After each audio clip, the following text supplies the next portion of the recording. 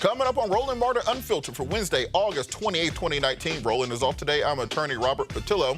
According to a new report, the number of Flint special needs students has increased by 56% since the water crisis began. We'll be joined by Flint's mayor today. A court rules that the New Orleans debtors prison scheme violates the constitutional rights of the city's poor citizens. Montgomery, Alabama could possibly soon have its first ever black mayor. The fourth white supremacist has been arrested and convicted over his role in the attack of a 20-year-old African-American man in Charlottesville. He is now going to jail. And the Royal Oaks, Michigan police officer who questioned a black man when a white woman claimed he was staring at her has resigned. And get this, a man suspected of triple homicide leads police on a naked chase and gets taken in alive. You can guess that he has the complexion for protection. It's time to bring the funk on Roland Martin Unfiltered. Let's go. He's got it. Whatever the biz, he's on it. Whatever it is, he's got the scoop, the fact, the find. And when it breaks, he's right on time and it's rolling. Best believe he's knowing. Putting it down from sports to news to politics. With entertainment just for kicks, he's rolling.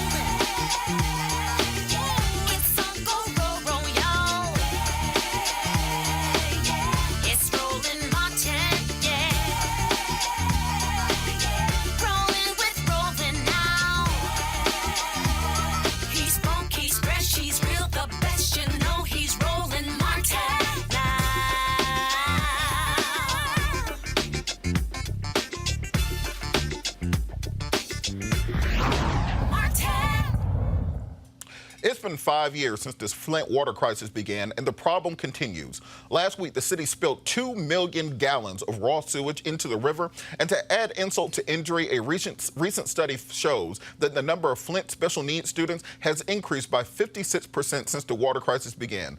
Joining me to talk about the growing problem in Flint is Mayor Karen Weaver. Hello. Hi, how are you doing, Ms. Mayor? I'm doing just fine. All right, so can you kind of explain to us what is going on and how has this problem persisted for so long? Okay, so what is going on in Flint? There are a lot of things going on in Flint. Let me just start by saying one is Flint has made progress. I do want people to know that. We are going to be finished with the lead service line replacement this fall, which is a year ahead of schedule. So that's a really, really good thing. We're working on the restoration, so the roads and the lawns are getting fixed. I'll tell you where our issue still remains and why I am continuing to tell people to stay on bottled and filtered water. The first reason is we haven't completed the lead service line replacement, and until we get all of those lead and galvanized lines out, which I said will be this fall, I will continue to, err on the side of caution. The other thing we've talked about, and I've had this conversation with state government and with federal government. While we can change the pipes and have brand new pipes, we can have our water testing, very well because it is. People's in-home plumbing, people that, just like pipes were old, in-home plumbing and fixtures were old in some homes. And so they were corroded by that water as well. And so when you have your plumbing, your fixtures, your appliances that have been damaged, you still have that potential for lead in your system. And so that's what we've been asking the state and federal government for funding to complete the project. They haven't done that. They started by giving us 4,000 new fixtures. Well, that's a drop in the bucket, and we need more. And they did that the first year, and they stopped, and nothing else ever came. So that's one of the challenges. I also heard you talk about what was going on with the children in Flint and our special education rates going up. And that's something that it's not a surprise when you see what happened when you had lead poisoning to our children, to this community. And that was one of the things we talked about, was we knew there were going to be some cognitive damages to our young kids as a result of this. And we knew it was going to be an increase in special education, in the criminal justice system, and in mental health issues. And that's one of the other things we've talked about. And that is a reason that we've asked for funding for the lead registry. And what we got was 5 years of funding But people are, we had a public health crisis here in the city of Flint, and we said we don't know how this is going to play out. We're seeing things right now, but some things may not manifest for 5 years, 7 years, 10 years, 15 years. And that's why it's important for this lead registry to be funded for a long period of time so we can track physical health outcomes, so we can see what kinds of interventions and what kinds of services make a positive difference. And so that's another thing that we're continuing to ask for money from the government for. The federal government gave us 5 years of funding. Well, 1 year is up, so we have 4 years of funding left for this lead registry, which makes no sense for a city that had a public health crisis and is continuing to deal with the public health crisis. So those are some of the things going on. Well, we've known since the fall of the Roman Empire that lead in water leads to mental and physical health issues for human beings.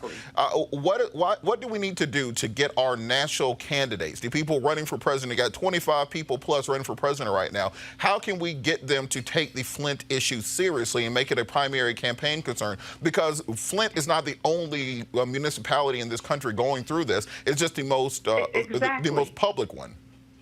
Exactly, and that's what we've said is pay attention to what's going on in Flint, because what happened here, we're a poster child for so many other communities across this country, and you better pay attention to what's going on in here because it's going to affect, people all across the United States because of this aging, damaged infrastructure, and because people have taken water quality standards for granted for such a long time, and the standards that are in place are old, antiquated, and outdated, and they need to be addressed, and it needs to be taken seriously because it's like you said, we're not the only one, but we've been the most visible and vocal, and we have said, I've said, don't let us go through a crisis and not learn from us so this never happens again, and that's what they need to do. I don't want them stopping through Flint for a photo op. This is serious, and this is about people, and that's what we have to remember is to put people and public health and well-being over profit, and that's what hasn't happened. And, one of the things I think people forget is the genesis of this problem was a consent decree with the state in order to fill a budget shortfall. So to try to save $200 million over the course of 25 years, you diverted from the Detroit water treatment facility to build a new facility for stopgap measure with the Flint River, which resulted in this entire issue and also the Legionnaires outbreak between 2014 and 2015. Yeah. Let's not forget we've had 13 deaths as a result of that as well. And so with that, what should the general public do? How can we pressure officials both on the state level and the federal level to help Flint, help other municipalities that are dealing with this lead issue? Even the federal government didn't hit on the lead issue until, I think, 1991. So we have millions of miles of antiquated lead and iron piping from the 1920s through the 1960s. What can we do as the general public to fix this issue?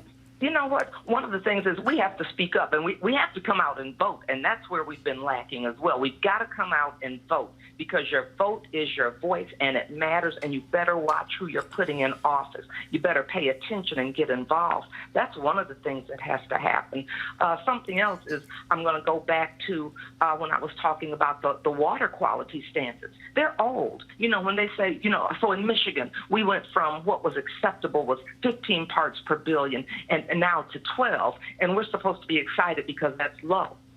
That's the lowest there is now. Well, that's not exciting to say the standards are going to be 12 parts per billion. That makes no sense because we know that is going to damage children. It's going to damage people. It's going to damage seniors, those with compromised immune systems, and we don't know what it does to the rest of us. So we can't go for the status quo. That's the other thing. And then they put unfunded mandates in place where they say, okay, you've got to change all of the lead service lines, but they don't give the municipalities the funding to be able to do that. People said, what did you all do on the private side? Well, we had to sue, so the state, and we had to sue the state to get the funding, and the federal government under the Obama administration gave us $100 million for that. So we were able to go on the private side, but we have to watch out for these unfunded mandates because municipalities can't afford them, and people, when they say, well, that's private, so you have to take care of it, too many families aren't in a position to be able to, pay for that. They're not in that position. And so you're setting cities and places up for failure when you do that. And so just to close out, because you mentioned the Sure. you mentioned the part about 15 parts per billion. I think at one point there were some water samples taken in Flint that were between 500 and 13,000 parts per billion when it comes to lead concentrations. Not to mention the manipulation by previous administrations and previous officials when it comes to the testing criteria. I think the EPA standards were that you had to have a six-hour hold before testing in order to make the determination of the parts per billion, and you had local officials who were doing a flush right before the... They were doing flushes, yeah, they were doing flushes and so you right have to look beforehand. at those instructions that are put in place because they gave out bogus instructions. And the instructions that were given were, well, yeah, when you flush, you are going to get lower levels. And so that's what you have to watch is how they tell you to do that and putting standards in place for that. There should be a protocol on appropriate flushing, and that's something we've really been talking with our residents and educating them about because it's important to know when you're getting your testing done, the appropriate way to test to get the right reading. But I do want to touch on something because, the headlines have read that the city dumped sewage into the Flint River, and that is not what happened. We had a storm here in the city of Flint. We had a rainstorm, and we got inches and inches of rain in a short period of time, and the reservoir at the plant flooded. That was what happened. So it wasn't like it was human waste sewage that got into our water. It wasn't that kind of thing. And we were able to address that because the sewage was already caught. So this was other, so what went, what happens when there's a flood, and that was treated. So I don't want it to sound like the city of Flint was negligent and dumped waste into the Flint River because with everything we've been through, I really don't want that to be the headline. But that was what they put out there. That was how the media put that out there, and that was not what happened. It was Mother Nature having a storm in the city of Flint, and that was something that we weren't prepared for. We weren't prepared for that amount of rain in that short period of time, and the flooding took place. So that was what happened with that. We've just spent millions and millions of dollars, like I think it was $36 million cleaning the Flint River. So I just wanted to, get that out there as well. Well, I think it's very important for people to understand that now Flint is in good hands, under good leadership. There are people who are competent and in charge. I want to thank you so much for all the work you're doing. Keep us updated on what we can do in the rest of the country to help Flint and help the water situation there. Thank you, Mayor Weaver. And keeping this message out there helps us all. So thank you for that. I appreciate it. And so do the residents of this city. Thank you so much. Mayor Karen Weaver from Flint, Michigan. Joining us. Thanks. Joining us now on our panel is political and social analyst Dr. Cleo Monago, and also former chair of the National Bar Association, PAC, attorney A. Scott Bolden. How you doing, guys? Good, real good. All right. So on this Flint issue, why is it this has not penetrated and percolated up to being a national issue? We've had 2 presidential debates so far, 8 hours of conversation, and I don't think we've heard anybody even mention the issues of Flint, because for every Flint, there's also a Gary, there's also an Atlanta, there's also a Baltimore where you have similar issues, similar piping and infrastructure issues, but no one is talking about it on a national level. It seems like when it's just us, it's just us. There must be a plan for it. Flint can't catch a break. Mayor Weaver is absolutely right about this flooding piece because the headline said sewage dumped into the Flint River. The reality is that the residents of Flint, they don't get their water any longer from the Flint River. Yeah, that was a temporary... It's a temporary piece that went south, that never worked out. But then they readjusted and they went back to getting their water from Lake Superior, which is off the, I was about to say off the coast of Detroit, but it runs through Detroit in their deal. They are talking about it when you talk broadly about climate change and infrastructure, but not specifically about Flint or any of the other urban centers. And it really is a form of environmental injustice, if you will, environmental discrimination, because even the DNC had a chance to have a debate on climate change and the environment, and they voted that down at their recent meetings last week. And so it costs to take care of poor people and to provide good health care and environmental standards and all the things that all of our communities deserve, need, and want. But poor people, it costs a lot.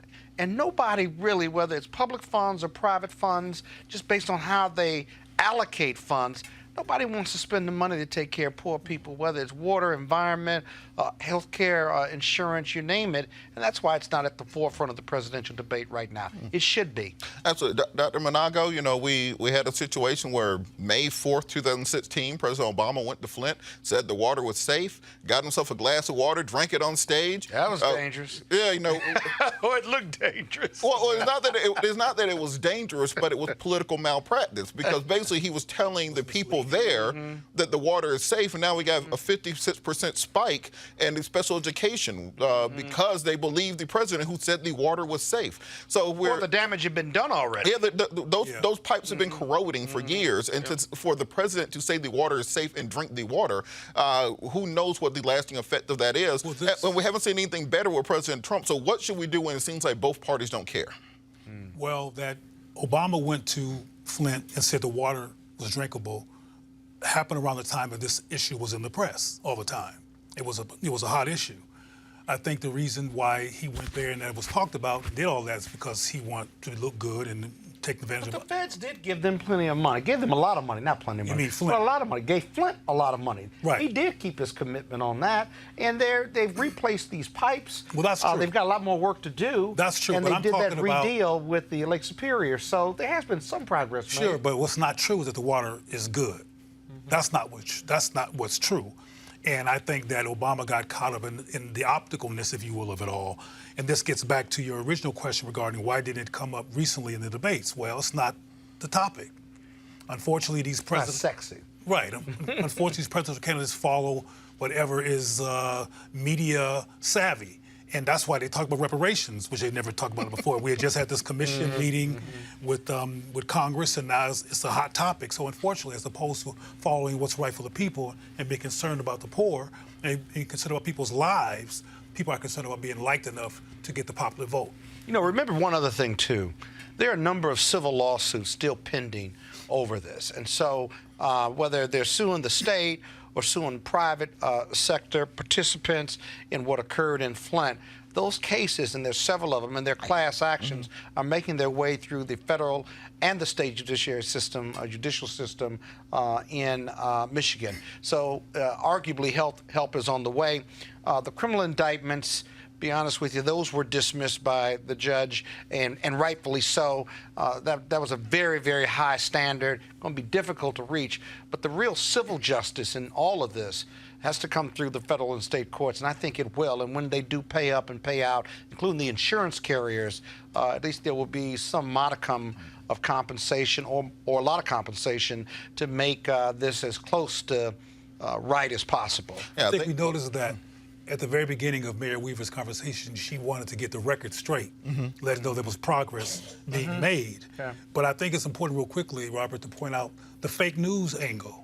I mean, I heard all over the country, national news, that sewage was flowing into the drinking water of Flint, that was just dead Michigan. wrong. And that was fake news and a lie, and I think she took it personally. It might be also because she's a black woman running a city and she doesn't want that kind of reputation because it's racist, and it may or may not be racist that they lied and claimed that the water is not only full of lead now, but it's full of human sewage. But that worked And for that's the not even- Republican narrative, though. That headline worked for the Republican narrative. Well, I think it's a bipartisan failure because it was a failure under Obama. It's been a failure under Trump. You had local officials who were Democratic, state officials who were Republicans, and all of it didn't work. So I think it's important for us to understand that. Turning to the news, a federal judge in Louisiana delivered a major victory to advocates of the poor who have argued that the criminal justice system across the nation exploits folks who can least afford to pay excessive court fees and fines. United States District Court Judge Sarah Vance ordered courts in New Orleans Parish to allow a neutral forum to determine whether defendants can afford to pay court fees before sending them to jail for non-payment. So, Scott, this is one of those things in criminal law that you find often.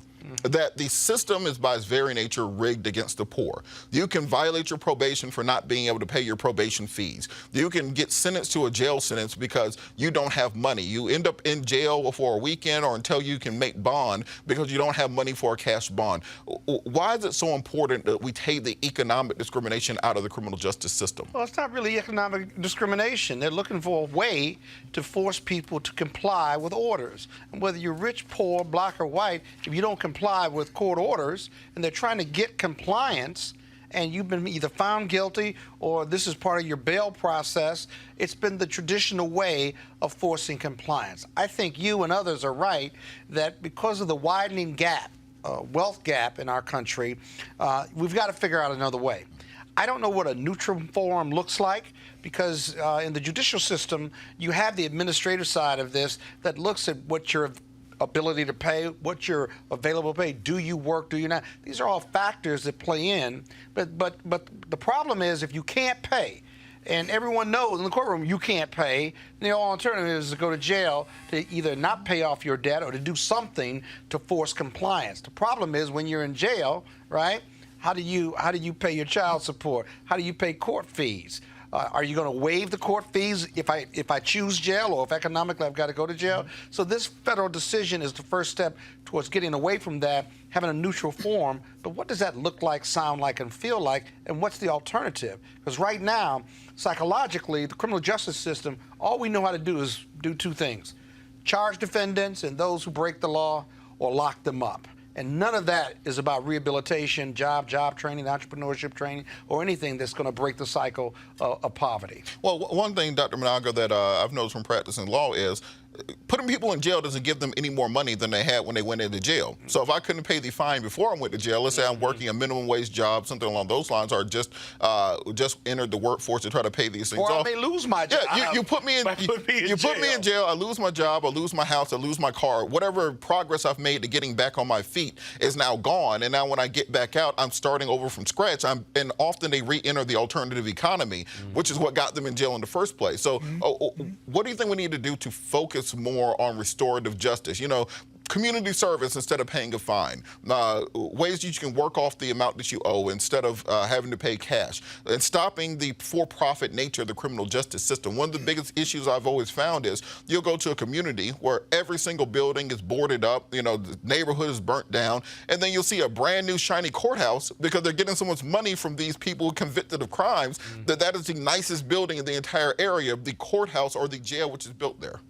Well, what you just mentioned in terms of the boarded buildings and the shiny courthouse has to do with a lack of decency and human integrity regarding how laws fall out and how people benefit or do not benefit from being punished for breaking the law. I'm real glad that this neutral form is being developed. I hope it becomes a national model for the rest of the country because, as you mentioned, I mean, I don't practice law, but it's logical that you cannot do anything while you're in jail to bring, to raise bail. But I think it's a good idea that this is occurring, and even though it's an issue of, you mentioned the issue of compliance, the bottom line is that the compliance issue does not make room for economic diversity. And that they're going to consider whether people can afford it or not before they pile all these fines and put them in jail is a good thing. And of course, just like we have places like Ferguson, where black people were pulled over left and right, and this has been proven by the DOJ investigation, pulled over left and right to make money for the Civic Center in that city. That goes back to what you said in terms of who's being valued. So at least in New Orleans, somebody is seemingly valuing people in the poor, and hopefully to be a wake-up call for other people. I don't expect that to happen on a landslide basis. As an alternative, why not put, everyone that gets arrested, the jails around this country are full of young black men and women, brown black men and brown women and men, and instead of putting them in jail and putting them on some bail program, why don't you put them to work and have them clean up the community? Their economic dollars for all of these community development programs and stuff. Why don't you put them to work to clean up the community, to learn a skill, and you can keep an eye on them, if you will. You can have your compliance by having them come back to court because they're working to clean up the community. Whether you're paying them or not, you're training them. They have a skill set, and you be forcing compliance for them to come back and forth to court. And if they got sentenced, and if they did those jobs well, if they got sentenced, maybe you sentence them to continue doing that, or you sentence them to educational training or workshop training or something that is going to rehabilitate them and give them alternative to the alternative that you just talked about, the alternative economy exactly. that is the fast, quick money and that'll get you killed sooner than later. Well, see, again, you're talking about, in my opinion, a concept that requires integrity, and it requires caring about people. And these systems do not necessarily care about people. And it's value-based, though. They're adding value to our community. They're adding value to other people. There's some of these prisoners are working for people. They're working for low wages for corporations. Sometimes you answer the phone to get customer service for a big corporation. That's an inmate who is trained to answer that phone and do customer service work for a very, very low wage. So people are getting jobs, if you will, for a very low wage while they're in prison. But the jobs are not about making a community better. It's about helping a corporation lower its bottom line. So again, we got to look at whether we can have capitalist exploitation and human value at the same time. And that's a difficult juggle for a lot of people. Yeah, I think the issue that, fundamentally speaking, what we're doing is trying to put lipstick on a pig with our criminal justice system. Absolutely. We are taking the Anglo-Saxon medieval system from Europe, and we're trying to nibble around the edges instead of just blowing the entire thing up, starting over from scratch, figuring out something that works in the 21st century and not in the 13th century. And because of that, we're going to need a wholesale change in it. Because what you don't want to have is a new lend-lease system where as soon as you commit a crime, well, we're going to lease you out for slave labor to pick up trash, cut grass, work on the chain gang, which is what existed after the Civil War. And you also don't want a situation which is we currently have where we fine you to death, and then if you are too poor to pay the fine, you end up in jail. So we got to find something to fix. No, I don't think we're stuck trying to fix a broken system. You want to blow it up, right? Yeah, you blow it up. Top 3 aspects of what it should look like if you blew it up. You do criminal justice. Yes. What would you do? Absolutely. Number one, if you are arrested on a drug crime, you are sentenced to rehabilitation, not to jail time. Even if you're selling drugs Even if you are selling drugs next to school, we send you to rehabilitation. A drug dealer selling drugs to kids. I can show you 10 drug dealers. I can show you 10 drug dealers I represented who now are real estate owners who are former football players, so on and so forth. With the proceeds of their drug sales, right? Look, however you get the capital, you get the capital. Bayer Chemical poisoning our community, so you want to give them. You don't think Dow Chemical is making money from poisoning our community? Can go after them. You don't think BP is doing the same thing? Wait. Does that make it better? Yeah. Well, look. So they're even. Dow Chemical and the drug dealers in our communities. You just had a court. Number 2. What's the number 2 thing you would do? Number 2, you have the criminal justice system. have to address the mental and healthcare issues which result in criminal interactions with the criminal justice system. Money for that already. But they're not using it because most of the people sitting up in the courthouse on Monday morning are people with mental health issues, physical health issues, or drug addiction issues. Number 3 on the list is. I haven't even got the number 3. I didn't got the number 3 on the list. Number 3 on the list, you have to address the economic aspect of it. Criminal justice interactions are far too often a result of poverty. You address the poverty, you reduce the criminal justice interaction rate. That's outside of the criminal justice That's not system. outside of it because broader. you have to have a holistic conversation. The same people who signed the check of the police officer, who signed the check of the DA, who signed the check of the judge, also signed the check for the city council and the mayor and the public policy people. So they need to be working together because once you address the same way we get money for everything else. We got money for stadiums. We got money for infrastructure projects. We got money for tax cuts. We only don't have money for things when we don't want to do it. We got a $22 trillion deficit because we got plenty of money for whatever we want. We haven't made it a priority. To make it a priority, a budget priority, and you have to elect the right people in order to reprioritize those dollars and put them in the right place. But look, you see, in the crack epidemic in the 80s, we ain't have no money for treatment. We ain't have no money for nothing. Opioid epidemic hits West Virginia. We got money out the wazoo. Money just shows up. Oh, my God. It's a public health issue. Opioids is a health issue. Crack was a criminal issue. Look. They're both health issues. Another is true because you heard him. The opioid issue was affecting white folks, so now it's a health issue. Just like, for example, all these murders. It is affecting. these white mass murderers have mental health issues and their father wasn't there. You don't hear about that when a brother kills Pookie Pookie's an old name, so I'm dating myself. Shanique or whatever. The bottom line is that. Over that crack sale that went bad 20 years ago. But your debate sounded just like a city council meeting that you just two had, because you have two different values. And this issue that we have in our country in terms of what decisions to make are based on people's values. Right now, we have white supremacists and white nationalists, and their values are determining how legislation is done, how policy is done. Robert mentioned that if someone was selling drugs outside of a school, maybe they should be rehabilitated. You said, no, they can't be rehabilitated. You're not going to rehabilitate. I've seen it happen too many times. And he gave you some examples, and I have some examples, too, of how people can be rehabilitated. They're going to do some time before you get to rehabilitation. Well, see, that's your... You selling drugs outside of school. Your punitive value system. I'm not saying... That is the only value system you can have when you got a drug dealer dealing drugs near school. Well, they have got to be penalized. But hold on, Cleo. Inside of that same school, we're prescribing little black boys Ritalin and every drug you can think of on the face of the earth, and none of them, and we're not penalizing those people. You are comparing Ritalin to illegal drugs and opioids and crack and cocaine. I think if you look at the analytics, we have seen the same effects out of both. How far left can you go with this? Look, you called me conservative last time. Yeah, but you've really left on this criminal justice piece. My goodness, no. Look, I'm saying drug dealers got to go to jail. Look, bottom line, you can rehabilitate them later, but drug dealers got to go to jail. If they dealing drugs near your school, you're never going to that's never going to pass. Look, criminal justice. What is that impact? Well, sending somebody who is selling drugs because they have no other options to jail going to do? Because when they get out of jail, they have fewer options. They got lots of options. They can go to school. They can get a trade, but they don't want to do that. Those who choose Which is why I said you just made my same point. You mandate that. Those who choose to sell drugs. Cleo, go ahead and we got to move on. I don't know. See, you work in law. I work in behavior. No, I work in reality. And I'm going to tell you right now, if you're selling drugs near school, you need to go to jail. Because you're doing that by choice. You ain't doing that because you poor and disenfranchised. You made that perspective. All right. Can I talk, bro? That's a value decision. Well, I'm speaking for you because this is right. You're speaking for me. This is right. Well, I'm quasi-articulate. I can actually speak for myself. I know you can't go on. But the point is that I think, and Robert can interpret himself for himself, but two things need to happen simultaneously.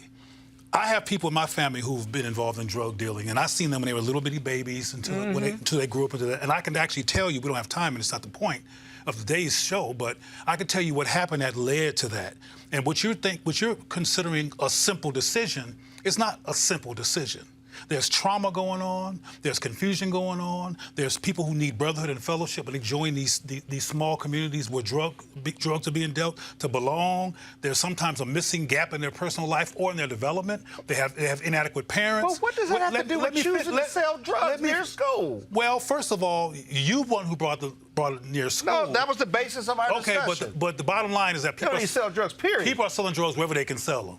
There's not a drug that only gets done near school. Kids in schools is never. But my point, before you go back with your value system, is that we need to do two things. And this is fantasy land because the society does not care about this community. But we need to do not just lock them up and throw away the key, but we need to start immediately with mental health. We start immediately with some kind of transformation. So every drug dealer. All right, fellas, come on. We got to move on. Protect the young people. All right, let's move on. We got to keep moving on to the headlines. It's a great discussion. Just like he said, we got to keep this going into an after dark session. Socialists on this issue. All right, headlines.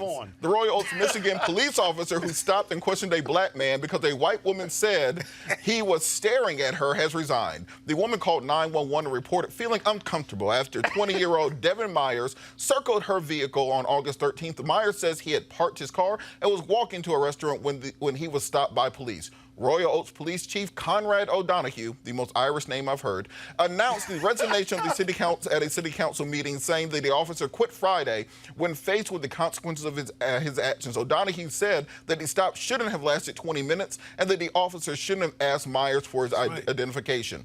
Also in headlines, Montgomery's first black mayor. The numbers are in, and it appears that Steve Reed and David Woods are headed to a runoff for Montgomery's mayor's seat. If he wins, Reed will be the capital city's first black mayor. Montgomery is one of only 3 cities in the deep South, in deep southern states, that has a population of over 100,000 or more, and that has not had an African American representing them in the highest executive position. According to the latest census numbers, black people make up about 60% of the city's population. The runoff election is set for October 8th. We're going to take a break. We'll be back with more discussion on Roland Martin Unfiltered. You want to check out Roland Martin Unfiltered? YouTube.com/Roland S. Martin. And subscribe to our YouTube channel. There's only one daily digital show out here that keeps it black and keep it real. It's Roland Martin Unfiltered. See that name right there? Roland Martin Unfiltered. Like, share, and subscribe to our YouTube channel. That's YouTube.com/Roland S. Martin. And don't forget to turn on your notifications so when we go live, you'll know it. All right, folks, you've heard me talk a lot about marijuanastock.org. Why? Because I want to keep you informed of investment opportunities that make sense. We've all watched the growth of the cannabis industry. A recent report by New Frontier Data estimates the global cannabis market at over $340 billion. Now, we know that marijuana legalization is sweeping the country state by state. We also know that marijuana has a good cousin, the hemp plant, which with a much higher concentration of CBD. That means hemp gives you all the medical benefits of marijuana without getting you high. Now, until recently, hemp farming was practically illegal in the U.S. and heavily regulated by the DEA. However, the 2018 Farm Bill changed all of that, making it legal to grow hemp CBD in the U.S. and creating one of the largest commodities worldwide. They need land to grow all of the plants. And folks, this isn't rocket science. It's an incredible investment opportunity. And that's where our good friends at 420 Real Estate come in. Their business model is simple. They buy land that supports hemp CBD grow operations and lease it to licensed high-paying tenants. That's right, they are hemp CBD landlords, and you can get in on the action. The folks at 420 Real Estate decided to do something special for Roland Martin Unfiltered family. Originally, the minimum investment level was $500. Right now, you can invest in this crowdfunding campaign for as little as $200. That's right, $200 up to $10,000. Now, let me recap. This is a $340 billion worldwide industry, and it's growing. You can participate with as little as $200. To invest, go to marijuanastock.org. That's marijuanastock.org. Get in the game and get in the game now. Delvin Carter is a fashion designer who designs everything from shoes to jewelry. Recently, he sat down with Roland to talk about what he does and why he does it. Devlin Carter, welcome to Roland Martin Unfiltered. Thank you for having me, sir. How you doing? Doing great. So I saw you interview on the Breakfast Club, and what I was intrigued by was the fact that something that we talk a lot about on this show, this being a black-owned, independent media outlet focusing on, not asking other folks for permission to do what we do. And that's what I thought was also intriguing about what you are doing with Sia Collective. And your deal is there's something we can't make. And so where did it all begin for you?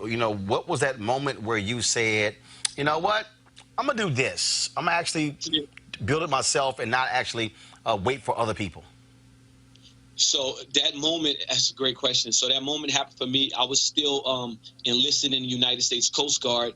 And at the time, I was living in New York, and my daughters, because I'm divorced, I was divorced at the time, I'm married now, but they were living here and I was living in New York. And I just was like, you know what, I can't continue to live like this, to have my kids have to only see me on holidays and stuff like that. So I got the military to transfer me back to the Bay Area. And when I got here, I said, you know what, I need to make extra money. So I was always good at customizing shoes, which is like taking them apart, remaking them. And I had a lot of orders, and I'm in my military uniform at the post office, and I have like 10 boxes of custom orders that I have to send out to the clients. And I'm sitting on the line, not sitting on line, but I'm standing on line, and I'm looking at the cashier in the post office. And this is no knock to postal workers, but I looked at him and I said, when he was a kid, did he tell his mom, I want to work for the post office when I get older? And, and me as a parent with daughters, and I want to tell them, follow your dreams. But here I am compromising my dream, just for a paycheck. So it was at that moment in the line, I said, you know what? I have to start making my way out of the Coast Guard and making my way as you know, as what I feel like my God-given talent was, and that was the design, clothing, shoes, and things of that nature. So it was at that moment at the post office where I said, you know what, I can't be scared, because I don't want to be a hypocrite as a parent. I want to tell my child, like, you can do this. It's okay to chase your dreams. And if I didn't like give up an 11-year military career where I only had 9 years left to get a retirement check, I felt like I would be a hypocrite to tell them, no, chase your dreams, because it was never my dream to be in the military. It was my dream to be a designer, but I made a promise with my sister, if I didn't make it in fashion by the age of 25, that I would give the armed forces a try, and that's what happened. And one of the things that I think is interesting about that, again, we're living in a time where folks want to take chances, want to take risks, but also there are people who have fear. And you talked about, seizing the moment. And so how did you explain to others who, I guarantee you, there's no doubt in my mind, there are people who came to you and said, dude, you crazy. You're absolutely out of your mind. What's wrong with you? You can't do this. Or you actually think you can make shoes and clothes and shades and everything else? You're out of your mind. And so how did you respond to folks who doubted you, who may have been haters, who had fear themselves? All right, so when you're in the military, it's pretty much you're just you're a prisoner. You know what I'm saying? You have the same exact mentality as a person in jail, because the 1st and 15th, you're getting paid. Uncle Sam's telling you when you're going to your doctor's appointment, such and such. So we have that same kind of mind state that we are like prisoners in a way. So when I was going to get out of the Coast Guard, a lot of my military brothers were like, man, the economy's not good, man. They were more scared for me than I was scared. But I was terrified, because, see, the thing is, when I moved out here, I thought I was going to stay in for 20 years. But after I was here for a year, they tried to move me again to New York City. And I was like, I promised my daughters I would never move again. So I said, listen, I'm not going to take that billet, because that's what we call it.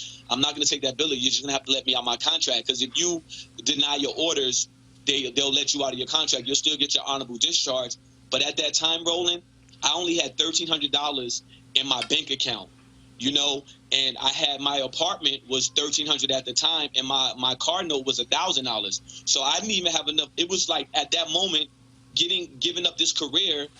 And then it's either, what do you want? You want to live in your car, you want to live in your house.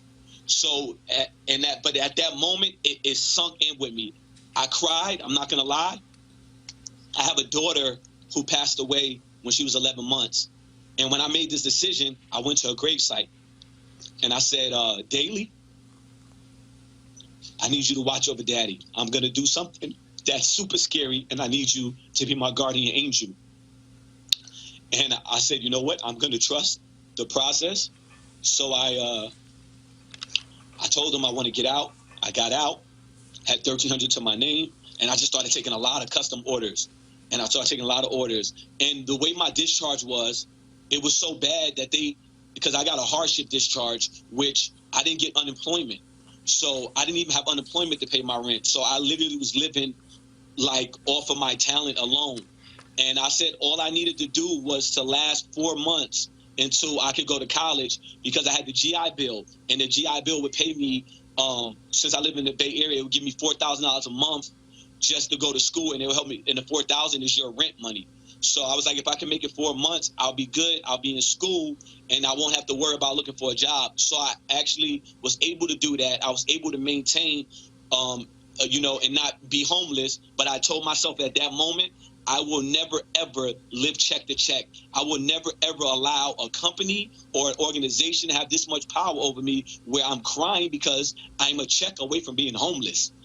So at that moment, I said, no more reckless spending.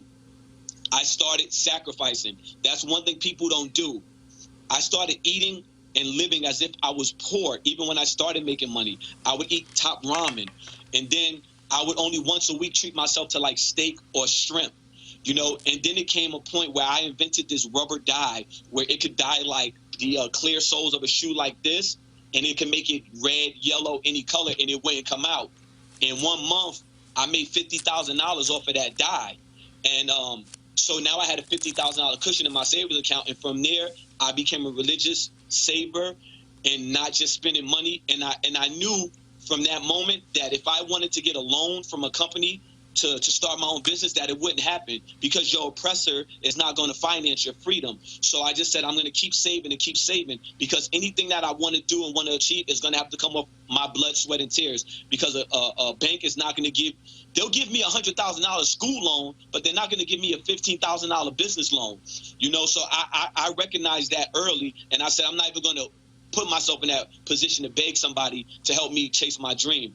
So I'm glad that I did that. I'm glad that I already knew how to sacrifice, being that I was raised by a single black mother and I watched her work 3 jobs, sleep only 4 hours a day. So because I seen that, I was already prepared for it unknowingly. So I never even struggled when I had that $1,300. I never had a point after that where I was almost homeless.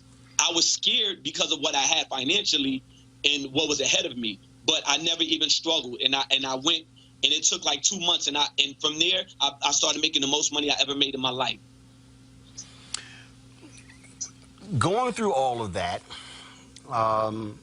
also means that you have to do more than one thing. Look, the reality is, same thing when it comes to doing this show. There were people who said, "You got to be crazy. Why won't you go try to go to CNN or MSNBC or try to work at one of these networks?" And I said, I'm not interested in asking somebody else permission. Can I go cover this? But what it also means, though, is that you have to learn different aspects of the business. And I think, to be perfectly honest, Devlin, I think there are a lot of people out there who say they want to be entrepreneurs, who say they want to have their own thing, but don't really understand the level of sacrifice and commitment, where you may not be able to pay yourself, but pay your staff. I mean, look, I'm in a position right now. I live off of my speeches, and I said, look, we've got to build this thing up. And I try to get people to understand that, yes, there's flexibility, there's freedom, but one of the greatest things about being an entrepreneur is you have to sacrifice. And you have to do more than one thing, and you just can't say, well, we'll just hire somebody else to do it. Now that the money's not there to hire somebody to do it. You got to learn it. Yeah, so for me, I had to learn how to be my own photographer. I always was good at marketing, even I graduated from the Fashion Institute for Design and Merchandising in San Fran, and I was elected to be on the elite marketing group because I just knew how to market myself, market any product. So I never had that issue, but I'm also a workaholic, and I probably just like you, I don't like waiting on anybody. Nope. For anything. Nope. I am very, exactly. I can tell. Like, I'm very impatient. Like, if it's something I want to do, I do it like that. I'm probably one of the only Instagram pages that can post like 4 times a day, and I'm always posting new stuff because I'm constantly working. Like, I'm a father of 4 kids. I have 3 daughters and 1 son, and that's the only thing in the world that means anything to me. I don't care about going out to clubs, meeting people. It's making sure that my kids have a better life than I had. And the sacrifice thing that these people say they want this life, they want to be an entrepreneur. No, they don't. They just look at your page and say, oh, this guy's making some money. I want to do that. But that's not how it works. You actually it's so much more work that goes on behind the scene than the pretty pictures and the pretty filters that you see on social media. Like, they're not up with me last night when I didn't start working till 4 a.m. Right. and had to wake up at 6:30 to take my daughters to school and then unload a truck of shoes that just came in a couple of hours ago. They can't do that. Most of these people are lazy. Like, this new generation, they're lazy. They want everything handed to them. Everything that I've done is off of my own research. I've learned how to source. I've taken 15-hour flights to China to go and visit factories, walk around the whole country to find the things that I wanted, because I know that the more research that I do, the more possibilities of financial streams I can do. Even if I didn't design clothes right now, I can start my own sourcing company and have people make their own goods, and I can take a percentage as a middleman because of all of the hard work and the legwork that I went through. And that's why when I tell people, it's a smack in the face when you tell a black-owned brand that their price is too high, or or you should give out free stuff because Gucci does that. Well, I'm not Gucci, and I don't have $1 million, $3 million budget just for marketing. See, they don't understand when, for us, like me, if I make $50,000 this month, I have to turn it right back into the company so I can keep the company afloat to keep making things. If I give $10,000 a product away and it doesn't do anything for my business like that, because a lot of these celebrities, they'll take the stuff from you, they'll never post it, and even if they wear it, they won't even tag you in it. You cannot teach business with free stuff. Right. You know, you can't. Well, look, the reason I fully understand that is because it's like what we do. I mean, I've had people who come to me and they say, man, we would love for you to do your show from our event. And I go, well, you do know that means getting on an airplane, hotel rooms, that means flying staff, we have equipment, we're paying for stuff. And so it's not just, hey, just pop up. No, there's a cost involved. There have been other people who have understood that and they've actually paid us. And then what was also interesting is when you want to do something, then people say, well, why is it that much? Well, because that's actually what it is. And so, I mean, it is a business. And I think that one of the things look, my grandmother had a catering business. And then, I worked at it since I was 7 years old, and I saw how different things work and how I felt she often would undercharge folks as opposed to saying, no, you're going to pay the full freight. And this is why I said, when me and my brother, we took the business over later, this is what I said to him. I said, you know what? If somebody's going to give me $20,000 worth of headaches, they're going to pay me $20,000. Because what's not going to happen, you're not going to give me $20,000 worth of headaches, and you're paying me $5,000, and now I'm mad as hell because I'm dealing with all your BS. And that's just sort of how I operate. And I will tell somebody no, as opposed to go through with that, because, again, I know the work goes in it. I know what I bring to the table. And so, and the other thing is when you talk about wanting something for free, I keep telling our audience, look, we've been building this show. We've taken our YouTube subs from 170,000 to now more than 350,000 in less than a year. We are averaging, 8 million total views on Facebook, YouTube, and Periscope. But what I tell our audience also is like, look, we are providing the service, but we also need them to be financial supporters of the show, because they can't say, man, we need this, but then don't want to pay for it, because it's like, yo, when you pay that cable bill, you're actually paying CNN. You're paying MSNBC, because they're getting a certain fee per subscriber every time a person turns that cable television on. And so it's just trying to get people to understand that. And I think that's what's critically important. Yeah, and one thing about like what you touched on is people think because they pay you for a service that they own you. And that's the thing we have to get out. Like, for instance, somebody be like, okay, well, I spent $200 on a shoe or something, and they feel like they could talk down to you. They could be like, well, if it was Nike, I would have got it in 2 days. Well, you know what I do? I do the same thing you do. I was like, well, what's your order number? Okay, here you go. Here's your refund. Because one thing about me and the way I was raised under the mom code, which is MOM, morals over money. I will not let you demoralize me for a financial gain. Everything that I'm doing, I love that I do it by myself, because I don't have to deal with the BS. When you're in the military, you cannot not deal with the BS, because if somebody outranks you, they talk to you how they want. They try, but they'll try to talk to you how they want to, because they know they outrank you and you have to listen to them. Right. And because of that, I didn't leave a career to be a free man in a sense, to have you treat me the same way that I did not like to be treated already, just because you spent a little bit of money. I'd rather not have your money. It's like you said, I'd rather not deal with the headache. You know what I'm saying? Because there's so much more people who appreciate it and respect it. The thing is, between us and people of color, we have to start seeing value in our own skin, in those relationships. Like on the Breakfast Club, I said that, the biggest threat to black-owned businesses and stuff is black people. We're always so quick to say we need this, we need that, but then we don't pay for it. Like you see a show like yours. Like I'm sure you probably have a Patreon or something where people can donate money. Yeah. It's people who probably watch your show every day and they never put money in your Patreon account. When they could put $2 a month, that $2 a month from 100,000 people, that's enough to keep you going. No, you're absolutely and pay right. your staff and even get better equipment. Yep. But they don't understand that independence. Like $2 is nothing. As much garbage I buy, like $2 is nothing. If you are watching something like me, I watch your show from time to time when I'm shipping orders, and I'm going to start paying into your Patreon because I'm not just going to be about it. I'm not just going to talk about it. I'm actually be about it because it is true. We don't know. And for some of us who are watching right now, they may not know, like, oh, man, I never thought about it. Roland Martin's 100% independent. I should start paying. If we could pay for Netflix and Hulu and all those other things, why can't we pay for our own brother to give us the truth, the type of media coverage that we do not get? You know what I'm saying? Yep. We have to start supporting those things because our people we are the only racial group that does not believe in group economics. And it's interesting. And we're like the number one shoppers. And it's interesting. We're the number one consumers of everything, but we don't believe in group economics. You made that point. I've been saying that for years. And so, for instance, there are numerous times when I go into black-owned businesses, restaurants, and things along those lines. I remember I was at Two Partners in a barbecue place in Dallas. And the brother who owned, he said, no, Roland, I got it. I said, no. I said, I'm going to pay for it. I said, because the reality is that plate, that fork, I said, you got employees. I said, I'm going to pay for it. I said, no problem whatsoever.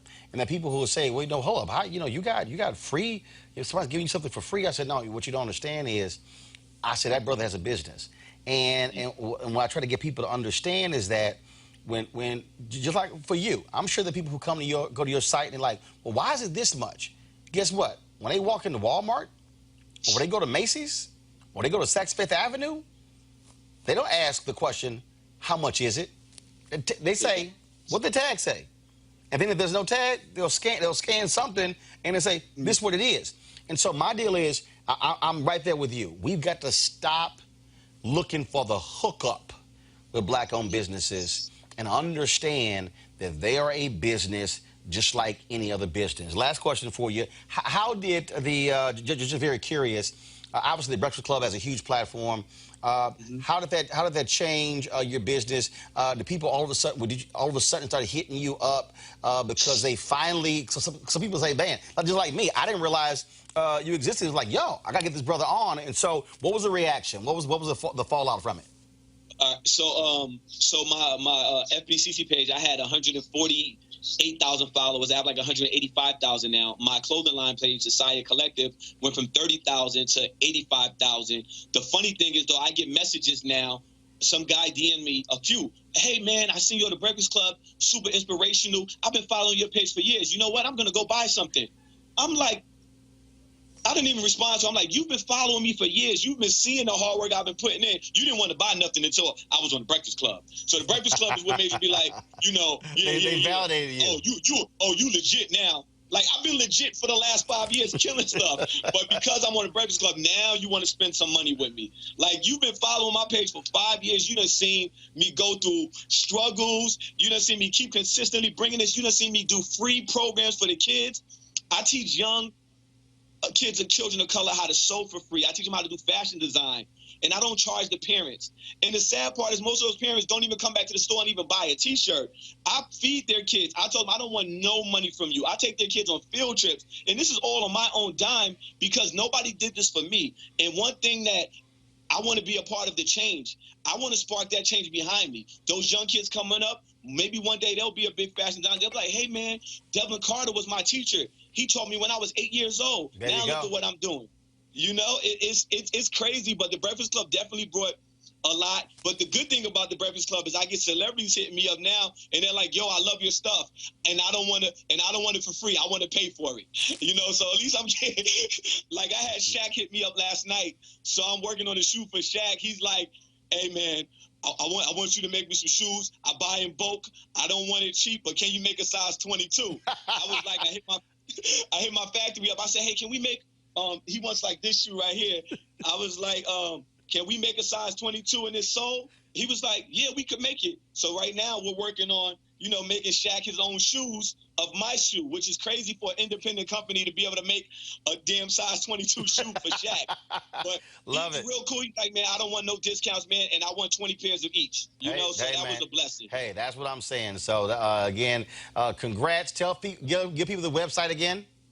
Okay, so the website is SIACOLLECTIVE.com. That's Saya Collective, which stands for Somewhere in America. And I have my own app where you can shop on the app, and it's called Somewhere in America. That's the app, and the page is SIA Collective. So SIA_collective at that's at Instagram. So that's the Instagram handle in FBCC Bay Area. And you're based where you based? I'm based in the Bay Area, California, but I'm from Brooklyn, New York. Okay, well, hopefully when I get to the Bay Area, our paths will cross. Dylan, I appreciate it, man. Thanks a lot and good luck. All right, thank you, man. Appreciate you having me on, man. Stay blessed and keep doing what you're doing. I'm a huge fan, and I'm going to donate to that Patreon. And I'll definitely be going to... So, well, actually, we have it set up where we don't even use Patreon. Go right to RolandMartinUnfiltered.com. And so I definitely will download your app and check the stuff out and pick up a couple of things. I appreciate it, brother. You take care. All right, you too, brother. All right. All right, folks. Luxe Jazz is the experience of a lifetime, delivering top-notch music in an upscale destination. The weekend-long event is held at the Omnia Day Club Los Cabos, which is nestled on the Sea of Cortez in the celebrity playground of Los Cabos, Mexico. The Luxe Jazz experience offers the ultimate getaway for discerning jazz aficionados by pairing an upscale international destination with luxury accommodations, fine hot cuisine, top-shelf libations, breathtaking golf, exhilarating spa, health and wellness options, and much more, while showcasing some of the biggest names in entertainment.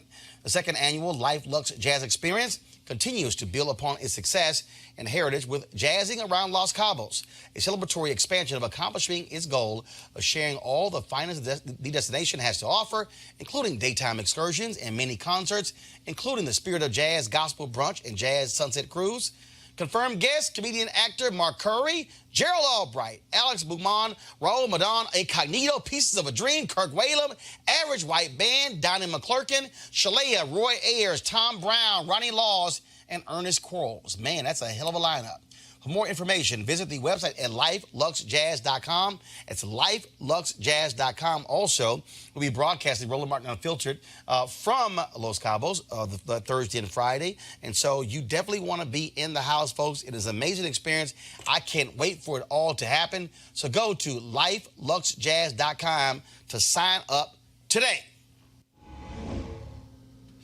The fourth white supremacist was arrested and convicted for his role in an attack on a 20-year-old African-American man during the 2017 Unite the Right rally in Charlottesville. He was sentenced Tuesday to little more than 2 years in prison.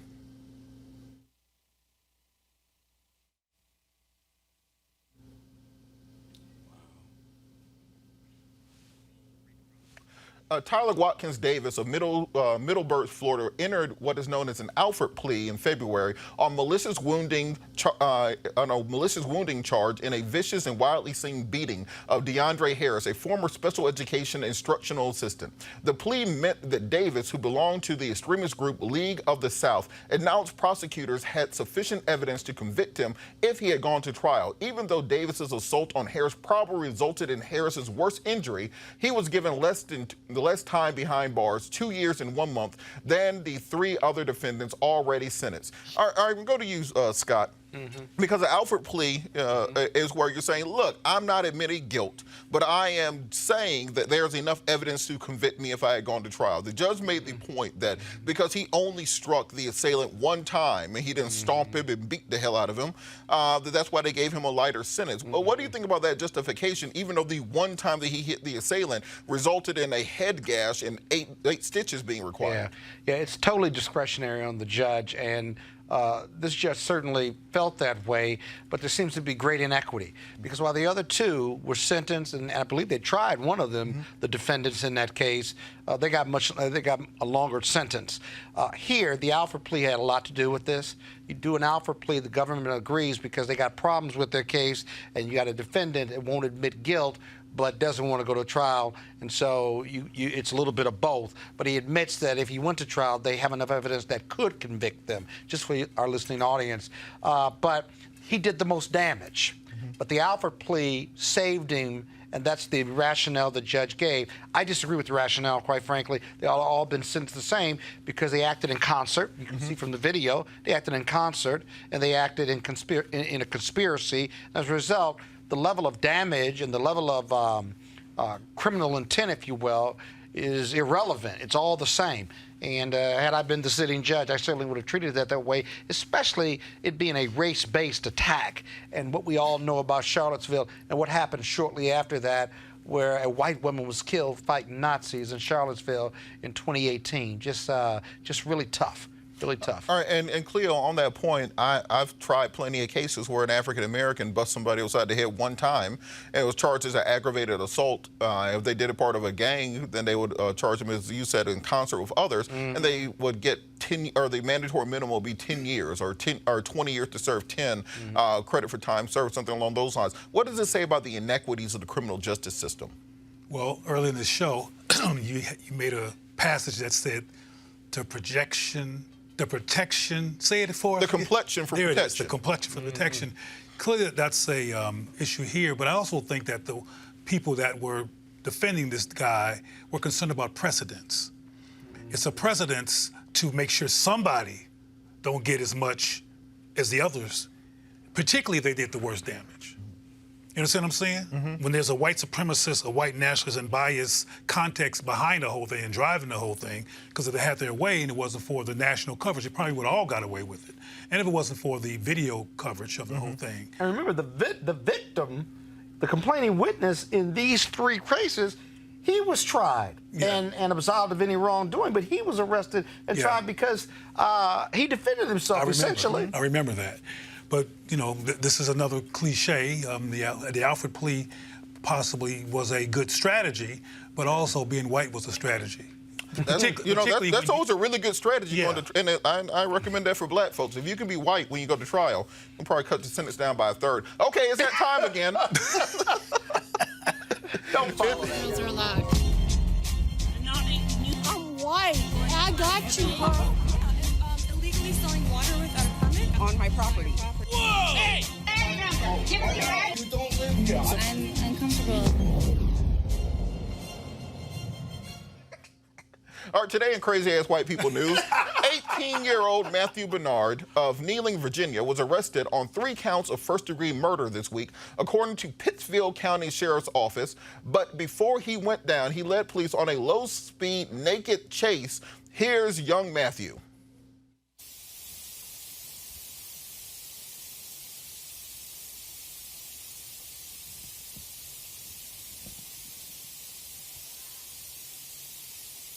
Apprehend him and take him to a local hospital for treatment. I wonder how this story would have ended if Matthew was black. Cleo? Exactly. Well, there is a story. Because the police are running from him, and the police are armed, and he's chasing the police. Look, Did you see that? Yeah. Look at It's ridiculous. And he's committed another crime right there. It's And ridiculous. the police are there. He has the stick in his hand and then hit him with the stick. But he wait a has an minute. AR-15 in his left hand, and he is chasing this man. Well, see, I can't laugh as hard as y'all because even though you asked a question, there's a real case where there was a young man named Anthony Hill in Decatur, Georgia, who was 27 years old, who was a veteran, who was running around in a dazed, catatonic, nude, didn't have on nothing, and of course, he had no gun or nothing because he was just as nude as this guy, and he was murdered by the cops. So people can be treated differently. His name was Anthony Hill. He was 27, Decatur, Georgia. If you want to look this up, since it's no longer, it never did make national coverage, but it actually occurred, and he was murdered under the same. But this guy didn't kill nobody. I think it's important to make the contrast. Yeah, this here. dude killed The 3 veteran people. who was 27 years old didn't kill nobody. He was a veteran. He was in good standing as somebody in the military. He never hurt anyone, and he was murdered by the cops. This dude killed 3 people and was allowed to run around like he did up in the cop's face. And commit another crime while the police were in light pursuit of him. But You there's saw right there in the He video. didn't get tased. He didn't get bust upside the head. They didn't throw a rock at him. And people will argue, some of us up and down, that there's no racism in this country and that we're delusional and we're race baiters. And Why do you have there's to? no real Why do you issue. have to bring race into every conversation? Why do you have? Why? I don't even see color. You know, we live in a colorblind society. Ask Laquan McDonald's family. And Laquan McDonald, while he had on clothes, he was walking away from the police, clearly catatonic, clearly high on something, clearly not all there, right? Not sure whether he had a weapon or not, and he got killed. But I want to It's unbelievable. I want to respond to something Robert said earlier, kind of in jest, about when you go to court, be white. Well, Michael Jackson did it. And he wasn't very successful. So, you know, it don't always work. Matter of fact, he got arrested and made it look bad after he died. They ain't even finished with him. Well, we will monitor this situation and see what things are going. We're going to monitor what happens to Matthew Bernard, and we'll find out if he's actually convicted of these murders or if he is given a trophy and taken to Burger King. Because you never know in these situations. Or considered mentally incompetent. You know, it's the video games. Incompetent. It's video games. That's the problem with video games. All right, in memoriam today, Greg Hinton, a Chicago native who became the Democratic Party's first chief diversity officer, has died at the age of 66. Hinton was hired in 2011 to ensure diversity of staffing and vendor contracts at the Democratic National Committee, the Democratic Congressional Campaign Committee, and Democratic National Convention Committee.